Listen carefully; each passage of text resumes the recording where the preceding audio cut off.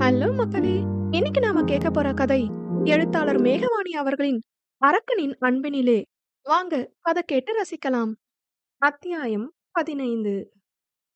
அன்றைய இரவு சற்றே அவளது தமையனை மறந்து ஆலம்பனாவுடனே கேள்வி கேட்டு அதனை கொன்று கொண்டிருந்தாள்.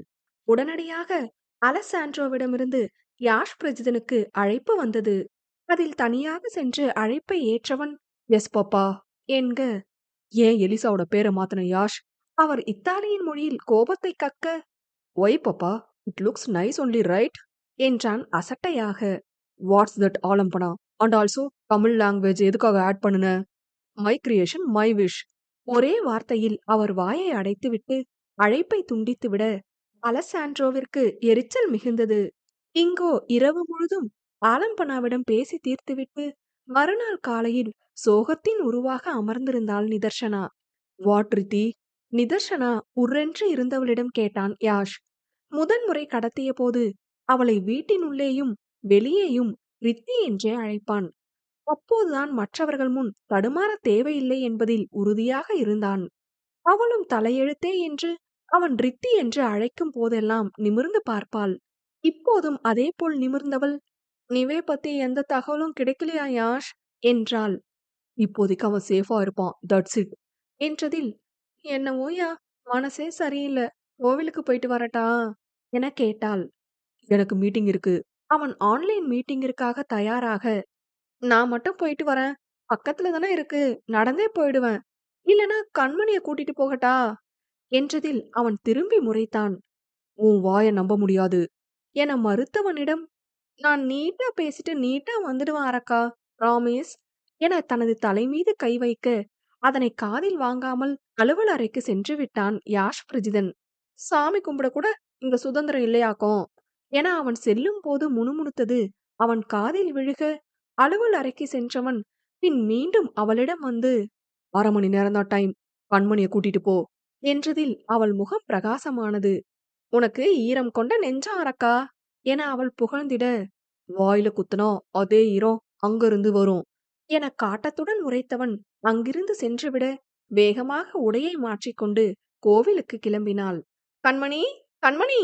வீட்டு வாசலில் நின்று கத்தினாள் நிதர்ஷனா. அண்ணி, உள்ள வாங்க. கண்மணி வேகமாக வந்து வரவேற்க, அதுக்கெல்லாம் டைம் இல்ல, வரியா, கோவிலுக்கு போயிட்டு வரலாம் என பரபரத்தாள். ஆனா அண்ணன், கண்மணி தயங்க, அவர்தான் போயிட்டு சீக்கிரம் வர சொன்னாரு என்றதில் அவள் விழிகள் பளிச்சிட்டது. நிஜமாவா அண்ணி என வியந்தவள், சிந்தா நீ வரியா என அழைத்ததில் மூவருமே கோவிலுக்கு கிளம்பினர். பார்த்து போயிட்டு வாங்க என்ற ஆதிசக்திக்கு வேண்டிய பாதுகாப்பு இல்லாமல் ரித்திகாவை அனுப்பி இருக்க மாட்டான் என்பது உறுதிதான். ஆகினும் மனம் கலக்கமாகவே இருந்தது. அழகேசன் மூவரையும் காரில் இறக்கி விடுவதாக சொல்லியும் நிதர்ஷனா மறுத்துவிட்டாள். பக்கத்துல தானே இருக்கு பெரியப்பா, நாங்க போய்க்கிறோம் என்று இரு பெண்களுடனும் கிளம்பி விட்டாள். மகேந்திரன் தான் சிடுசிடுத்தார். உன் பையனுக்கு பொண்டாட்டிய கோவிலுக்கு கூட்டிட்டு போறதை விட அப்படி என்ன வேலை என்று. இங்கோ கண்மணி மற்றும் சிந்தாமணியுடன் வளவளத்தபடி கோவிலை அடைந்தாள் நிதர்ஷனா. வித்யாக்கா, நீங்களும் மாமாவும் லவ் மேரேஜா என சிந்தாமணி ஆரம்பிக்க, திரு திருவென விழித்தவள், ஆ ஆமா சிந்தா, லவ்னா லவ், உங்க வீட்டு லவ் எங்க வீட்டு லவ் இல்ல, ஊருப்பட்ட லவ் என பெருமையாய் கூறிவிட்டு, அவ், அந்த அரக்கனை லவ் பண்றதுக்கு நான் நடு ஜாமத்துல தூக்கு போட்டுக்கலாம், தூக்கத்துல கூட தூசி துடைக்க சொல்லி சாவடிப்பான் என தனக்குள் பொறுமிக் கொண்டாள். கோவிலுக்கு சென்றதும் தமையனை நினைவு அதிகரிக்க கண்ணை மூடி மனமாற வேண்டிக் கொண்டாள். முருகா, என் அண்ணனை கண்ணுல காட்டிடு, ஓடி போயிருந்தா கூட பரவாயில்ல, நான் அவன் மேல கோபப்பட மாட்டேன், ஆனா அவனுக்கு ஆபத்து வராம பாத்துக்கோ முருகா, அவன் திரும்பி வந்துடுவான்ற என் நம்பிக்கைய பொய்யாக்கிடாத, நான் இதுவரை உன்னாண்ட எதுவும் கேட்டதில்ல, எனக்கு என் அண்ணனை மட்டும் திருப்பி கொடுத்துடு ப்ளீஸ் என உள்ளமுருக கடவுளிடம் மனபாரத்தை இறக்கி வைத்தவளுக்கு கண்ணில் நீர் கசிந்தது. அதனை மற்ற இருவரும் பார்க்கும் முன் துடைத்துக் கொண்டவளுக்கு மெல்ல பாரம் இறங்கிய உணர்வு.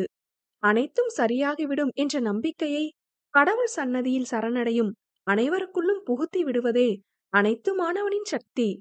என்ன நீ, வேண்டுதல் எல்லாம் பலமா இருக்கு, சீக்கிரம் உங்க பிரச்சனை எல்லாம் சரியாகணும்னு தானே என கண்மணி கேட்டதும், ஏன் பிரச்சனை உனக்கு எப்படி தெரியும் என விழித்தாள். அதான் உங்களை உங்க அப்பாவோட எதிரிங்க கொலை பண்ண பாக்குறாங்களே, அத சொன்ன என்று கண்மணி கூறியதில், "ஓ! அத சொல்றியா?" என நிம்மதியானாள். "நீங்க என்ன நினைச்சீங்க?" என சிந்தாமணி வினவியதில், "நான் நான் இதெல்லாம் ஒரு பிரச்சனையாவே பார்க்கல. அதான் என் கூட யாஷ் இருக்காரே!" என காலால் நிலத்தில் கோலமிட்டாள். வெட்கம் கொள்கிறாளாம். இரு பெண்களும் தங்களுக்குள் சிரித்துக்கொள்ள, "சரி நீங்களும் அண்ணாவும் ஃபர்ஸ்ட் எங்க பார்த்தீங்க?" என கண்மணி கதை கேட்டதில், ஐயோ என்றிருந்தது நிதர்ஷனாவிற்கு. "இங்க தானே இருக்கப் போறேன். எங்க காதல் கதைய நிதானமா சொல்றேன்" என்று சமாளித்தவள், அவர்களது எண்ணத்தை திசை மாற்றும் பொருட்டு, "இங்க ஆறு குளமெல்லாம் இல்லையா கண்மணி?" என கேட்டாள். "இங்க கோவில் குளம் இருக்கும் அண்ணி" என கண்மணி உரைத்ததும், சிந்தாமணி, "குளிக்கிறதுக்கு போகணும்னா ஆத்தங்கரை இருக்குக்கா" என்றதில், "நல்லா இருக்குமா?" என ஆர்வமாக கேட்டாள் நிதர்ஷனா. "நீங்க ஸ்விம்மிங் பூல்ல குளிச்சு பழகியிருப்பீங்க. அங்க குளோரின் அதிகமா போட்டிருப்பாங்கல்ல. இங்க அந்த மாரி இல்ல. நேச்சர அனுபவிச்சு குளிக்கலாம்" என சிந்தாமணி ஆசை காட்டிவிட்டாள். "ஏ கண்மணி, என்னையும் ஆத்தங்கரைக்கு கூட்டிட்டு போயேன்" நிதர்ஷனா ஆசையாக கேட்டதில், "அண்ணாவே ஏதோ மனசு இறங்கி உங்கள கோவிலுக்கு அனுப்பியிருக்காரு. பாதுகாப்பு இல்ல அண்ணி" என்று மறுத்தாள் கண்மணி. "அண்ணனுக்கும் தங்கச்சிக்கும் நான் ஏதாவது சொன்னா அத மறுக்கிறதே வேலையா போச்சு" என சிலுப்பிக் கொள்ள, கண்மணிக்கு வருத்தமாக போய்விட்டது. "அதில்ல அண்ணி, உங்க சேஃப்டி முக்கியம்ல, அதான்" என்ற பின்னே, "சரி அட்லீஸ்ட் குளத்துக்காவது கூட்டிட்டு போங்க" என்றாள். "அது கோவிலுக்குள்ள தான் இருக்கு அக்கா, வாங்க" என சிந்தாமணி அழைத்து சென்றாள். குளத்தின் அருகில் சென்று படிக்கட்டில் அமர்ந்தார்கள் மூவரும். "நீங்க 2 பேரும் படிக்கிறீங்களா?" என நிதர்ஷனா கேட்க, "ஆமா அண்ணி, நான் பிகாம் செகண்ட் இயர். இவளும் நானும் ஒண்ணா தான் படிக்கிறோம்" என்றாள் கண்மணி. "நீங்க என்ன படிச்சிருக்கீங்கக்கா?" என சிந்தாமணி கேட்க, "நான் பிசிஏ" என்றதும் இருவரும் குழம்பினர். "ஆனா நீங்களும் அண்ணாவும் ஒண்ணா தான் வேலை பார்க்கறதா அம்மா சொல்லிட்டு இருந்தாங்களே அண்ணி" என கண்மணி கேட்டதும், "ஐயையோ! அவன் செய்யற வேலைக்கு என்ன படிக்கணும்னு எனக்கு தெரியாதே" என நொந்தவள், "ஆஹாஹா! படிப்புக்கும் அறிவுக்கும் என்ன சம்மந்தம் இருக்கு கண்மணி" என சிரித்து சமாளித்தாள். சரிதான் என இருவரும் ஒப்புக்கொண்டனர். "ஆத்தாடி! இதுக்கு மேல இதுங்க கிட்ட பேசினா உண்மைய உளறி இந்த அரக்கன் கிட்ட அடி வாங்கணும்" என மிரண்டு, "சரி கிளம்புவோமா" என எழுந்தாள். "ஒரு நாள் அண்ணா கிட்ட பெர்மிஷன் வாங்கி உங்கள ஆத்தங்கரைக்கு கூட்டிட்டு போறேன் அண்ணி" என சொல்லிக்கொண்டே கண்மணியும் எழ, "அதுக்கு என் மாமங்காரன் உன்கிட்ட பேசணுமே" என நொடிந்தாள் சிந்தாமணி. அதில் கண்மணியின் முகம் சுருங்கி போனது. "ஏன் அவரு உன்கூட பேச மாட்டாரு கண்மணி?" என நிதர்ஷனா கேட்டதும், "அவரால என்ன தங்கச்சியா ஏத்துக்க முடியலையோ என்னவோ" என கண்ணீரை உள்ளிழுத்துக் கொண்டு புன்னகைத்தாள். அவளை விசித்திரமாக பார்த்த நிதர்ஷனாவிற்கு ஒன்றுமே புரியவில்லை. சரியாக குளத்தை விட்டு வெளியில் வரும் வேளையில் முகத்தை மூடியிருந்த நால்வர் கும்பல் பெண்களை அணை கட்டியது. நிதர்ஷனா மிரண்டு, "டேய், யாருடா நீங்க?" என கேட்கும் போதே ஒருவன் கத்தியை எடுத்து அவள் புறம் வீச, அதை பிடித்து விட்ட நிதர்ஷனா, "கொய்யால, நானும் பார்த்துட்டே இருக்கேன். கோவிலுக்கு கூட வரவிடாம என்னையவே ஃபாலோ பண்றீங்களாடா பாடி சோடாக்களா" என்று ஒருவனை அறைந்துவிட, அவன் சுருண்டு தள்ளி விழுந்தான். சிந்தாமணியும் கண்மணியும் நிதர்ஷனாவை பேவென பார்க்க, அவளோ, "ஐயையோ! கோபப்பட்டுட்டோமே" என்று பதறும் போதே மற்றொருவன் அவளை தாக்க வர, அவனையும் லாவகமாக தடுத்தவள் அவன் வயிற்றிலேயே ஒரு குத்து விட்டாள். "ஏய், 2 பேரும் வாங்க, இவனுங்கள அடிச்சு போடலாம்" என அவர்களையும் அழைத்ததும் மிரண்டு நின்றார்கள். "ஏம்மா தெய்வங்களா, உங்கள என்ன ஸ்டண்ட் மாஸ்டர் மாரி ஃபைட் பண்ணவா சொல்றேன்? சும்மா கண்ண மூடிட்டு 4 அடி அடிங்க, பயந்து ஓடுவானுங்க" எனும் போதே வேறொரு நால்வர் குழு அங்கு வந்து நிதர்ஷனாவை தாக்க வந்தவர்களை அடித்தது. அதற்குள் அங்கு அதிவேகத்தில் யாஷ் பிரஜிதனும் வந்துவிட, அந்நேரம் ஒருவன் யாஷ் குழுவினரிடமிருந்து தப்பித்து மீண்டும் நிதர்ஷனாவை நோக்கி கத்தியுடன் வர, இவள் லாவகமாக பிடித்து விட்டாள். "நோ, இந்த கத்திக்கெல்லாம் நான் ஒர்த் இல்லனா, சொன்னா கேளு, போயிடுனா" என கெஞ்சிக் கொண்டே தடுக்க, அவனோ, "ஏய்" என சத்தம் கொடுத்தபடி அவளை தாக்க முயன்று அவளது கையில் கீறிவிட்டான். அடுத்த கீறல் போடும் முன்னே அவனை பிடித்துவிட்ட யாஷ் பிரஜிதன் நொடியும் யோசியாது அவனது கையை உடைத்தே விட, பெண்கள் இருவரும் அலறிவிட்டனர். நிதர்ஷனாவோ, "யோவ், அவன் சோத்தாங்கைய உடைச்சிட்டியே, எப்படி சோறு துண்ணுவான்" என பரிதாபமாக கேட்க, "அவன சாப்பிட விட்டா உன்னை அடுத்த வேளை சாப்பாடு இல்லாம ஆக்கிடுவான், பரவாயில்லையா" யாஷ் பிரஜிதன் விழிகளில் நெருப்பை கக்கினான். "சரி சரி, உன் ஃபயர அவன் மேல விடு" என்று அசட்டு சிரிப்பை உதிர்த்தவள், என்னவோ எனக்கு நானே அடிக்க ஆள் செட் பண்ண மாரி என்னாண்ட பொரியிறான் என உள்ளுக்குள் பொறுமிக் கொண்டாள். இது பத்தாதென்று மற்றும் இரு கார்களில் ஆட்கள் படையென திரண்டு வந்தனர். அவர்களை யாஷ் பிரிஜிதனை அடித்து துவம்சம் செய்து பதறி ஓடி வந்த ஆகில்யனிடம் ஒப்படைத்தான். இவனுங்க யாரு என்னன்னு இன்னைக்கு எனக்கு தெரியணும். இல்ல உன் சீட்டு கிழிஞ்சிடும் என்றதில் ஆகில்யன் நொந்தான். கண்டிப்பா கண்டுபிடிச்சிடுறேன் சார் என்றவன் வந்தவர்களை தனது ஆட்களின் மூலம் காரில் அள்ளி போட, செம்ம ஃபைட் யாஷ். புழுதி பறக்க ஃபைட் எல்லாம் நான் படத்துல தான் பார்த்திருக்கேன் என்றவனின் கையில் குருதி வழிந்தது. அவளை திரும்பி முறைத்த யாஷ், இதுக்குதான் உன்னை வரவேணாம்னு சொன்னேன் எனும் போதே அவனது மூக்கிலிருந்து ரத்தம் வழிந்தது. அதில் திகைத்தவள், யாஷ் உங்களுக்கு ரத்தம் வருது என பதறி தனது துப்பட்டாவால் துடைக்கப் போக, அவனுக்கு லேசாய் மயக்கம் வருவது போல் இருந்ததில் தள்ளாடியபடி காருக்கு விரைந்தவன் மூக்கை துடைத்துவிட்டு மாஸ்கை அணிந்து கொண்டான்.